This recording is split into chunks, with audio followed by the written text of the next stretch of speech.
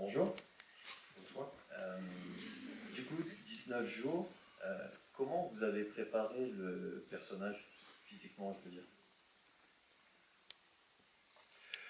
I didn't prepare. Je ne me suis pas préparée.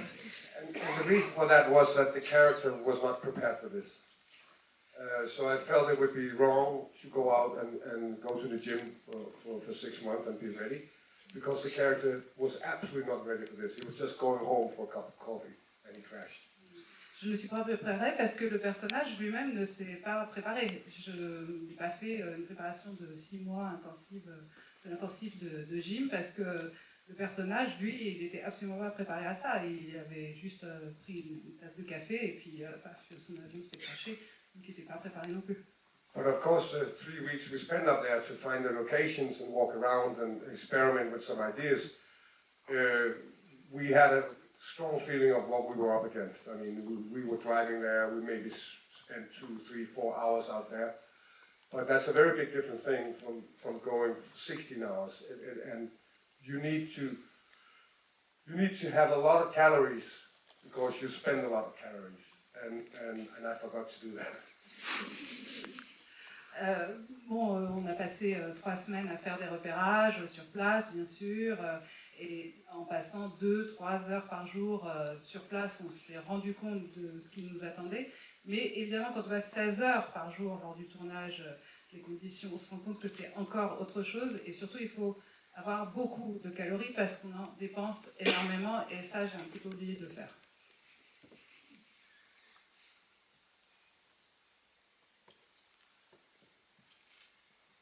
Hello.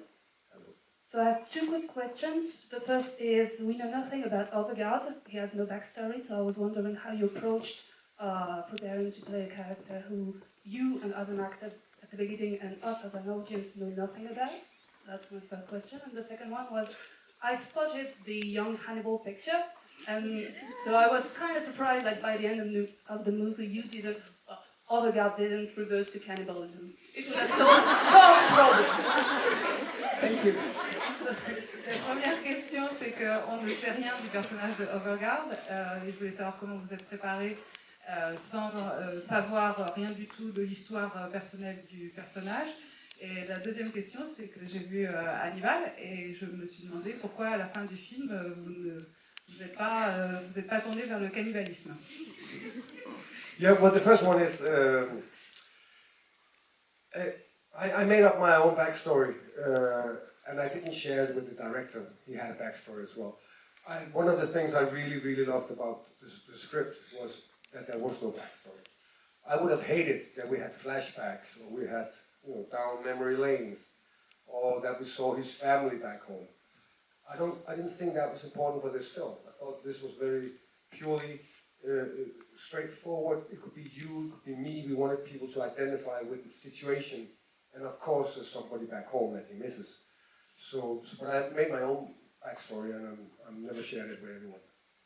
En fait, j'ai inventé ma propre histoire de la vie du personnage que je n'ai pas du tout partagée avec le réalisateur qui, lui, avait sa propre histoire du personnage. Et en fait, c'est ce que j'ai aimé dans ce film, c'est qu'il ne tombe pas dans les flashbacks, on n'a pas les souvenirs, on ne voit pas sa famille qui, manifestement, l'attend, bien sûr, s'inquiète.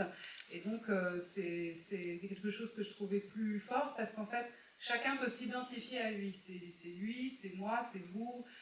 Tout le monde peut se projeter dans ce personnage. Et donc, j'ai inventé ma propre histoire du passé du personnage, mais je ne l'ai partagée avec personne. And I have to ask you, is that photo in Hannibal as well? Yes.